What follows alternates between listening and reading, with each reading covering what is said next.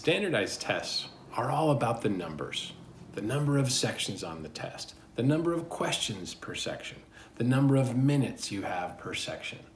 But do you know the most important number? And do you want to know how to play that number?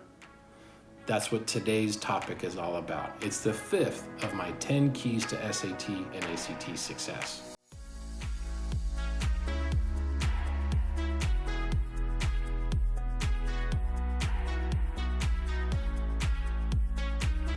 Hi, I'm Brooke Higgins, founder and lead instructor of Crosswalk Test Prep and Tutoring.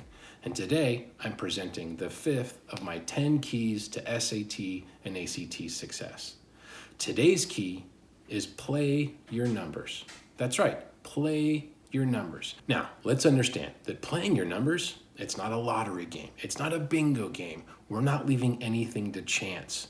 This is a strategic preparation around your numbers. Let me show you what I mean. Scores on the SAT and ACT are scaled. The ACT scale is from a 1 to 36.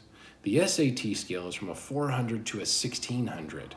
Now those scales are determined by the number of correct answers a student gets on a particular test. The scales also depend on student performance on that particular test, and I won't get into that here, but really the key is understanding that there's a raw score, in other words, the number of correct answers that you need to get in a particular section to get the scaled score, which is the score that will get you into the school of your choice. Now, since the raw score is the number of correct answers, and oh, by the way, there's no punishment on the SAT or ACT for wrong answers.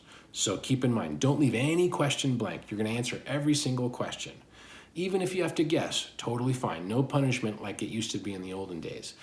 But the raw score is the number of correct answers that you need. So how do we find that out? Well, there's a couple ways. You can use scoring guides that are usually available on the tests or their guides themselves.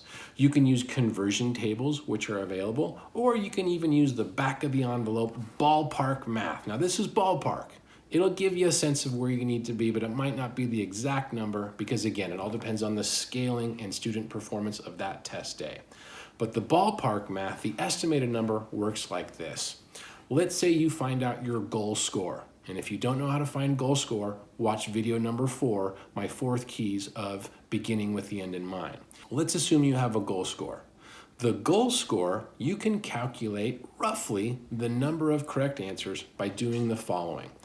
And I'll give you an example. Let's say you are shooting for a 1400 on the SAT. Well, half of that score is the math section. So you need a 700 out of 800 on the SAT math. Well, let's do some quick math. A 700 divided by 800 is about an 88%. So in other words, you need 88% roughly of the total questions to get to your goal score. Now there's 58 total questions in the SAT math, so we're talking about 52 correct answers in a 58 question set to get your score that you need. So whether you use scoring guides or conversion tables or ballpark math, you can get to a place where you know exactly the number of correct answers you need to achieve your goal score. Now that's huge, that's strategic. All of a sudden it's not a 58 question set, it's a 51 question set or a 45 or a 40, whatever your number is. And now as you walk into the test, you are prepared and you are less stressed because now you're trying to find the number of correct answers that you can get, which is totally liberating. Find a difficult problem? Don't worry about it. Guess and move on. Find an easy one, score it there. So the dance becomes finding the questions that you can do in the time allotted to get your points and not even worrying about the hard ones. You have some cushion. In our example here, you have a cushion of 6 to 7, maybe even as many as 8 or 9 questions that you can get wrong and still achieve your goal score. Now, play your numbers for every section.